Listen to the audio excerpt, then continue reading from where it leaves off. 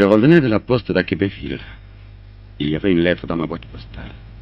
Elle venait de Lambaréné. C'était ma mère qui écrivait. Je vais vous la lire. Cher enfant, malgré l'argent que tu m'as laissé, je ne trouve personne pour m'abattre la plantation.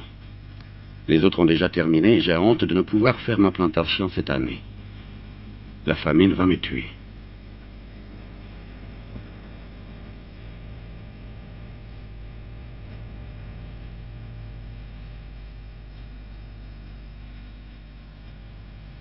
Je n'ai pas eu envie de continuer la lecture de cette lettre. Je me suis mis à rêver de n'importe quoi. Le temps de cette lettre m'attristait. Elle me ramenait subitement à une réalité qui fut mienne et que j'ai aimée il y a 20 ans.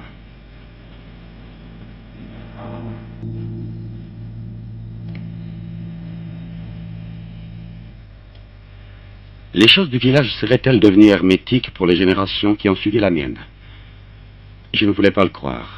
Et surtout, je me sentais un peu responsable de cet état de fait dont ma génération a été un peu l'artisan.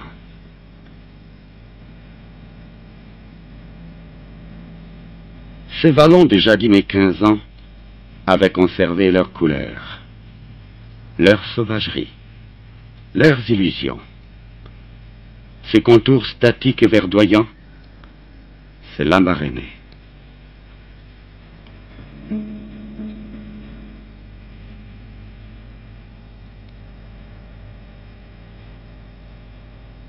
Oui, je me sentais responsable d'un état de fait, auquel je ne cherchais des excuses dans le nouveau visage de l'Afrique.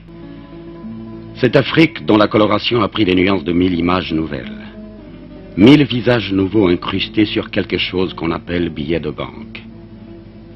Billet de banque. Ici, un mouton qui ne pouvait plus brouter, là où il était attaché. Il n'y avait plus d'herbe.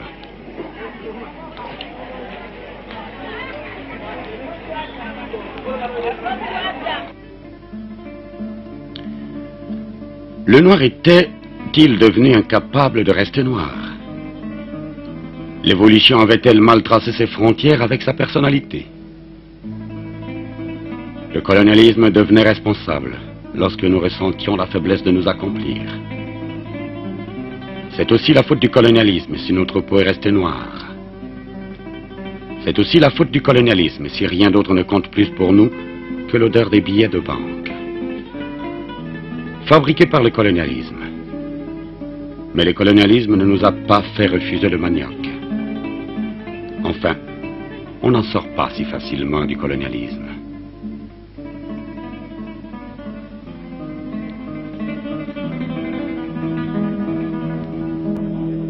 Notre joie de vacances. La carpe légendaire.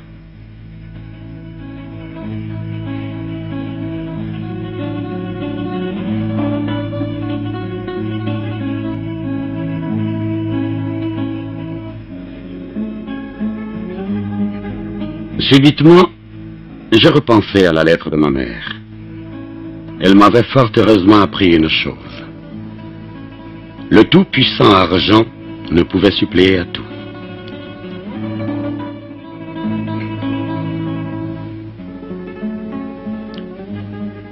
Il y avait donc des obligations auxquelles nous tournions insensiblement le dos. Et sans s'y attendre, elles ressurgissaient avec une réalité cinglante. Oui, l'argent n'avait finalement pas la puissance d'abattre la plantation de ma mère. J'étais donc décidé à abattre la plantation de ma mère. Sur la route du village, je renouais avec, ô combien de nostalgie, mon enfance.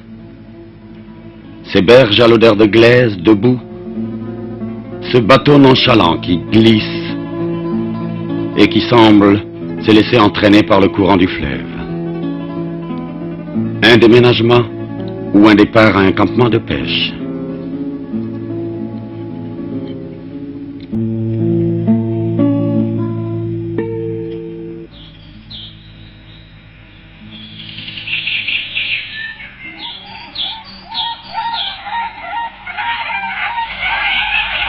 Ces pélicans qui s'amusent savent qu'ils sont chez eux. Quelle jouissance! Les hippos, c'est étrange, avaient, eux, conservé leur personnalité. Fallait-il être animal pour comprendre l'importance d'une personnalité? Un village, une race.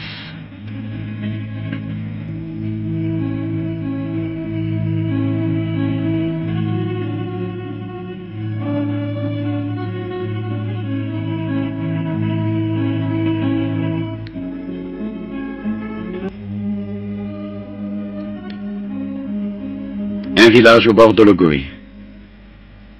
Il a un peu perdu de sa vie grouillante. Les cris de joie d'enfants se font rares. Les grandes villes les ont colonisés.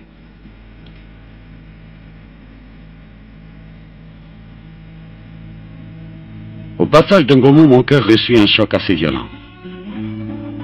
Où est donc cette activité à laquelle mon enfance a participé? Tout est presque mort ici.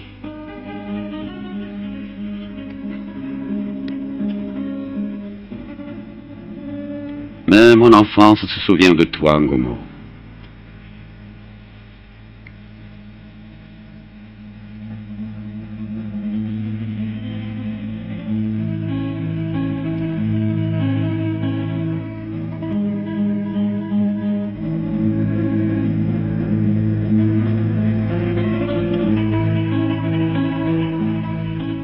Le lac, lui aussi, avait gardé sa grandeur. Cette beauté sauvage qui en appelle à la réflexion poétique. Cette nappe d'huile sur laquelle glisse ma pirogue continuait à vivre l'histoire de la nature. Sa nature.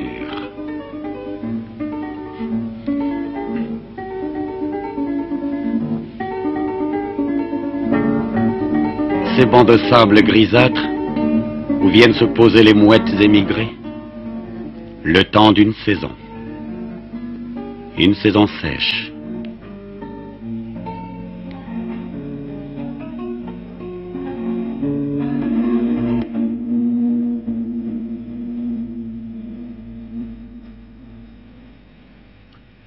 Le débarcadère de mon village avait gardé un semblant de vie. Ces enfants, dont l'eau caressait la peau, ressentaient l'irrésistible envie de folâtrer, comme de petits poissons de lumière.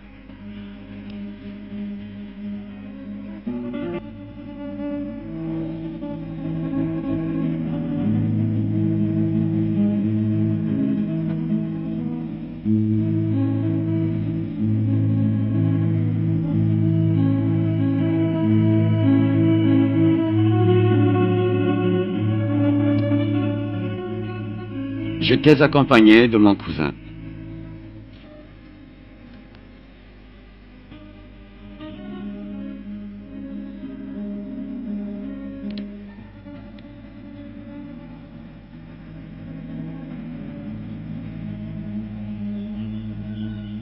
La case de mon oncle. Elle restait imposante. Vieille, certes, mais quel style!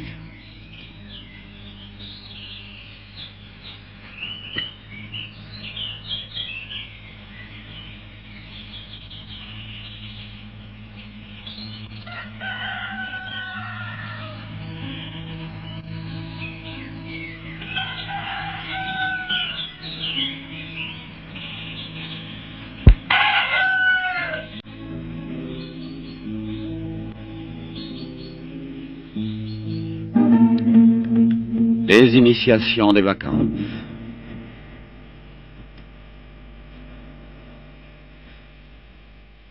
Mon oncle m'avait appris que rien n'avait été fait pour l'abattage de la plantation de ma mère. Il fallait se ravitailler, en poissons, en nourriture. Et il n'y avait que moi pour aller à la pêche.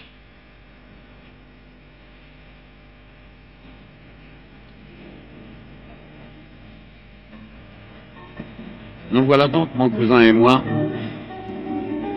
sur le chemin de la pêche.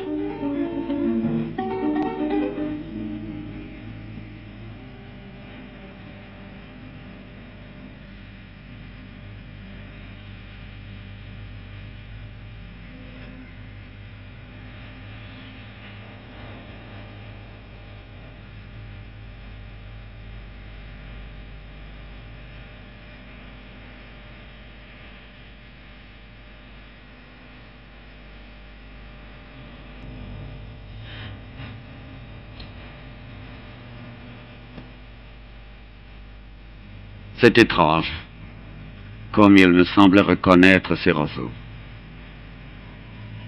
20 ans ont passé.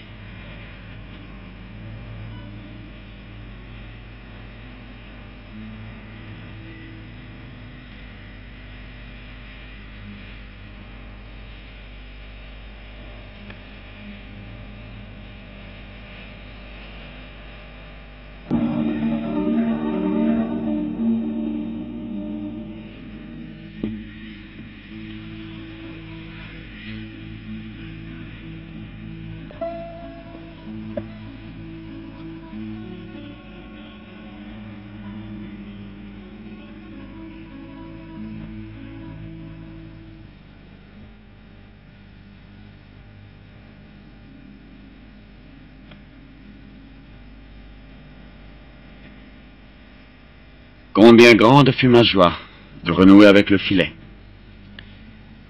Quelques maladresses, certes, mais une performance que ma volonté rendait efficace.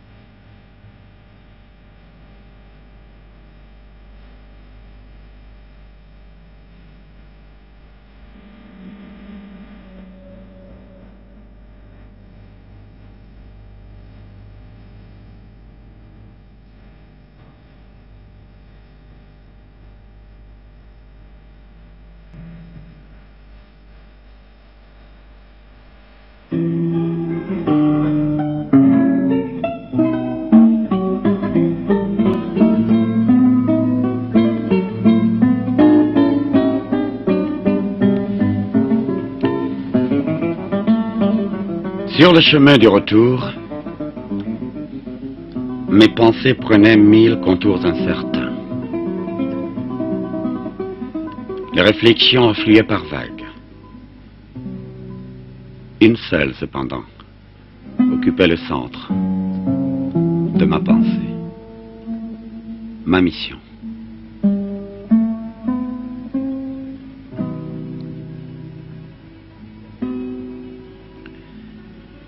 Il y avait des parents dans un campement. Il fallait leur laisser un peu de poisson. Le partage est une des obligations les plus agréables dans un village. Je ne l'avais heureusement pas oublié.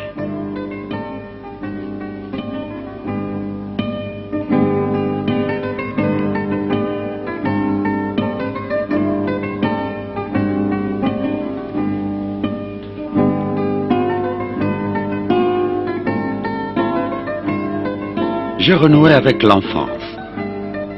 C'était une impression pleine d'agréables sensations.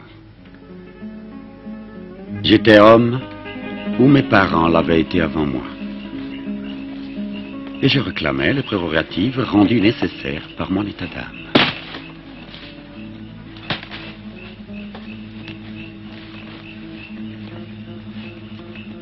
Le jour de l'abattage arriva.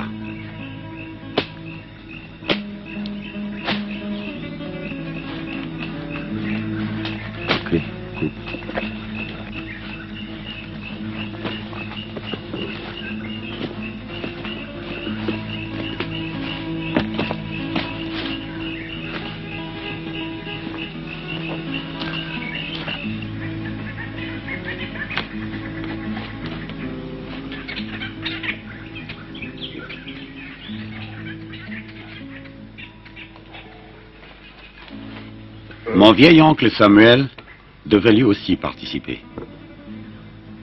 Le vin de palme était prêt pour nous désaltérer.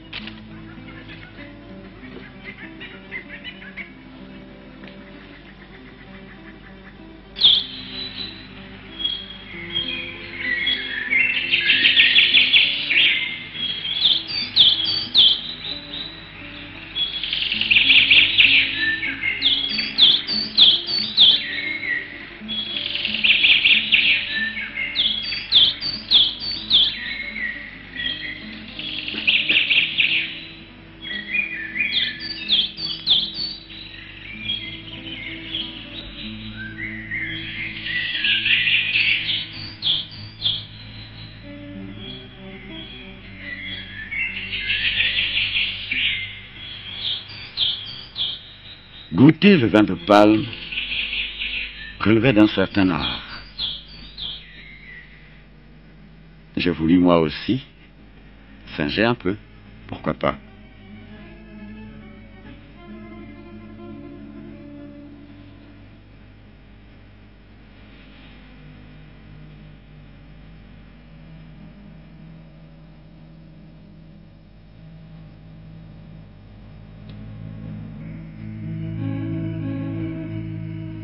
Je m'offrais de couper le palmier, enfin, de le tailler.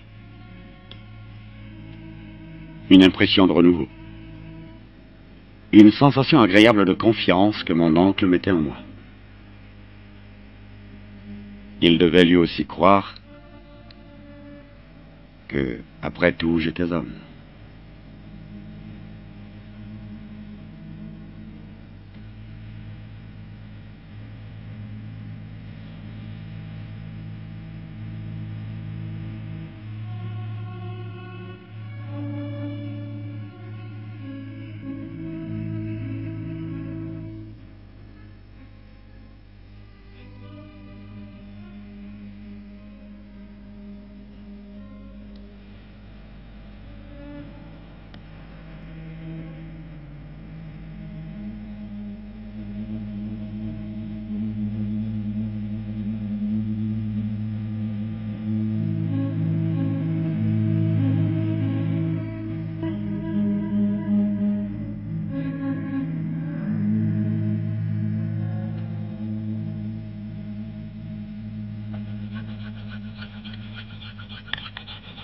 J'aiguisais ma hache, comme il se devait.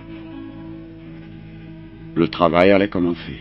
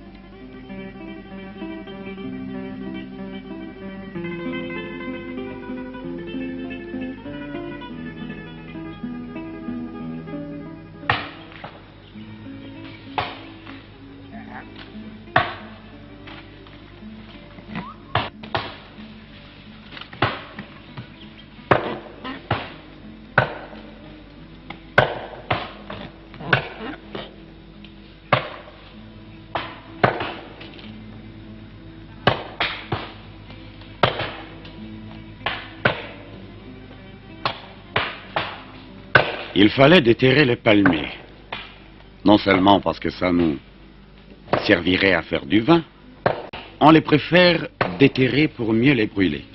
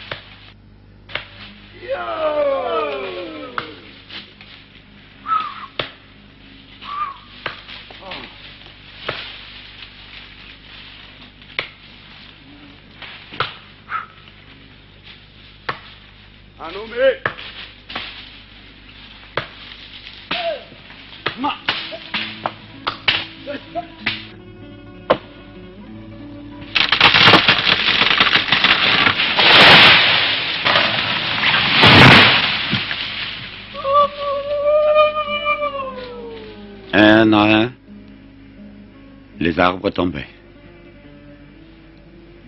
Là-bas, dans un coin dégagé de la plantation, tante Élise avait dressé son campement. Elle devait nous préparer les bons plats des circonstances. Oncle Samuel aussi. Ne nous oubliez pas.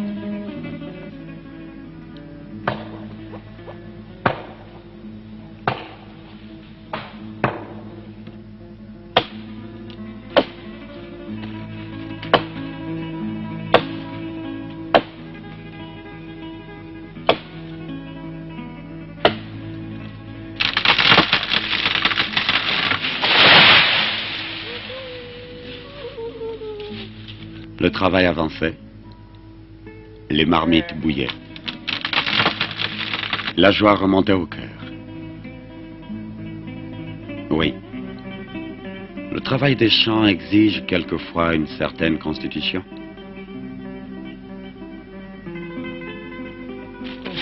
Il est vrai que rien n'est facile.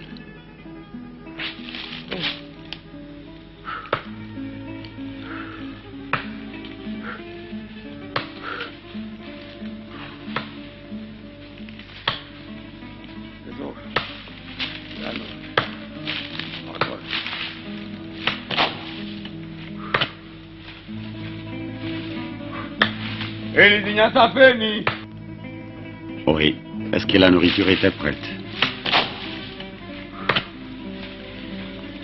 Le labeur devenait agréable. Nous avions eu l'impression d'avoir vaincu la tâche.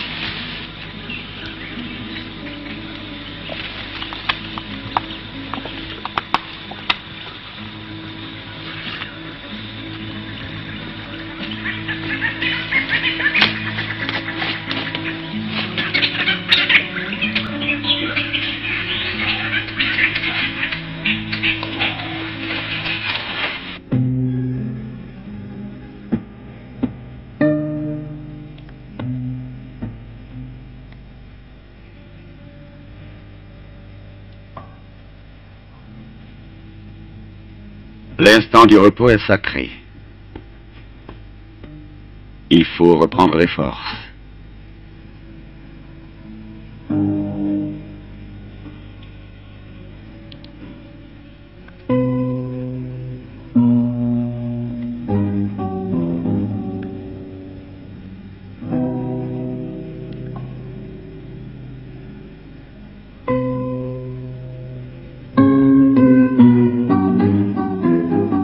Les marmites fumant nous y aideraient.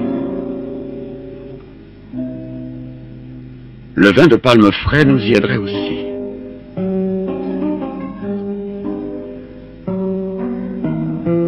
Là, chacun redevenait un être utile. Utile à la communauté.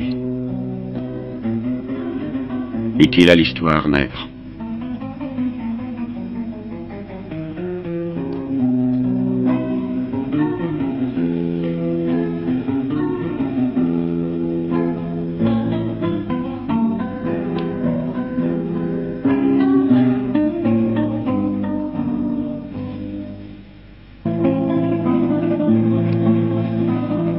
Le soir était venu. Un peu trop vite, semble-t-il. Et pendant plusieurs jours, les soirs viendront avec le même rythme. La tâche avait fini de nous effrayer. Nous étions contents et fiers. Ce sera maintenant au tour de la terre de nous apporter sa contribution. Le manioc, la banane, le taro, l'igname, qui en sortiront, contribueront à nourrir les hommes.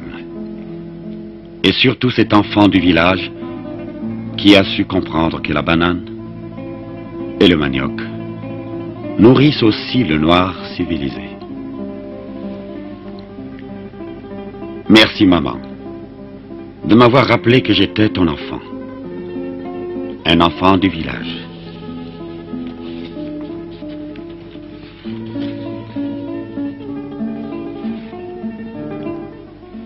Oui, Pampolo.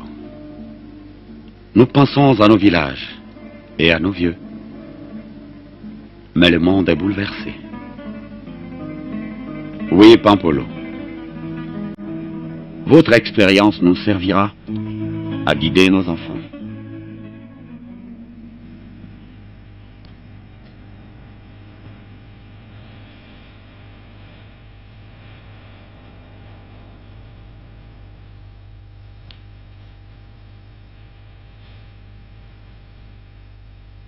Mm-hmm.